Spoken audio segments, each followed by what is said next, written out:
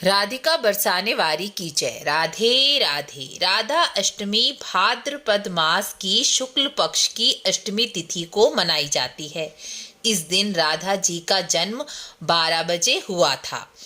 प्रत्येक कल्प में राधा और कृष्ण का प्राकट्य अवतार हुआ ही है। इसलिए कल्प भेद और अन्य पुराणों की कथा के अनुसार कहीं कहीं राधा जी का जन्म ब्रह्म मुहूर्त में भी बताया गया है।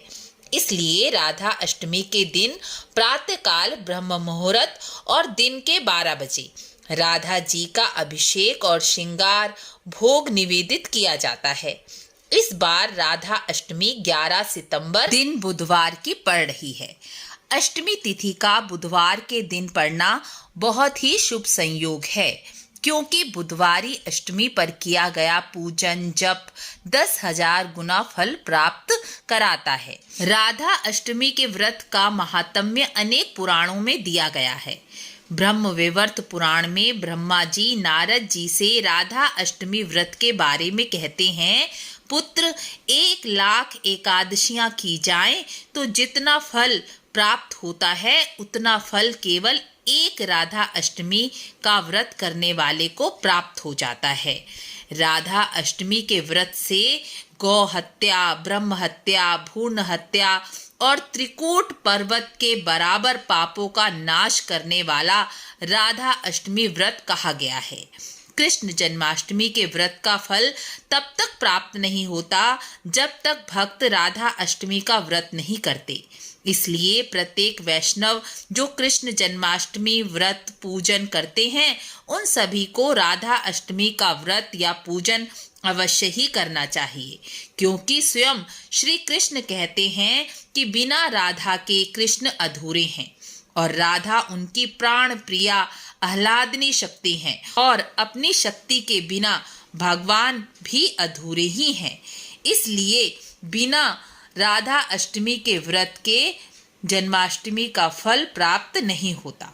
राधा अष्टमी के दिन ब्रह्म मुहूर्त में या दिन के 12 बजे जैसे आपकी सामर्थ्य हो उसी अनुसार राधा जी को पंचामृत से स्नान कराकर सुगंधित जल जिसमें गुलाब जल, आंवला डालकर स्नान कराएं। सुंदर नीले आसमानी वस्त्र पहनाएं, श्रृंगार करें, पोशाक पर पीला दुपट्टा पहनाएं।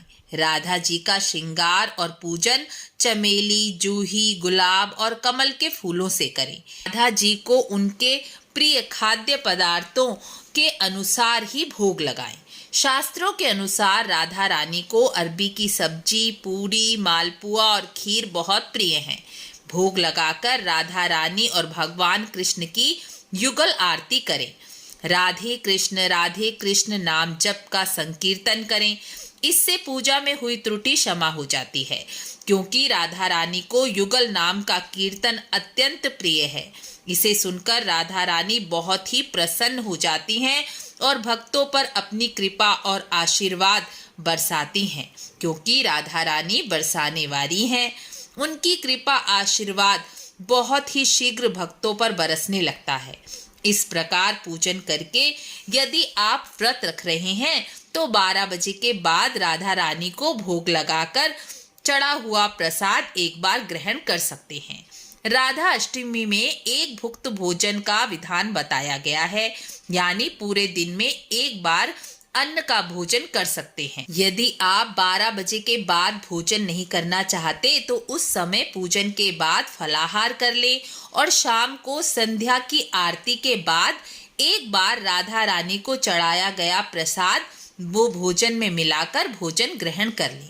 यह वीडियो आपको अच्छी लगी हो तो लाइक शेयर ज़रूर करें। राधे राधे।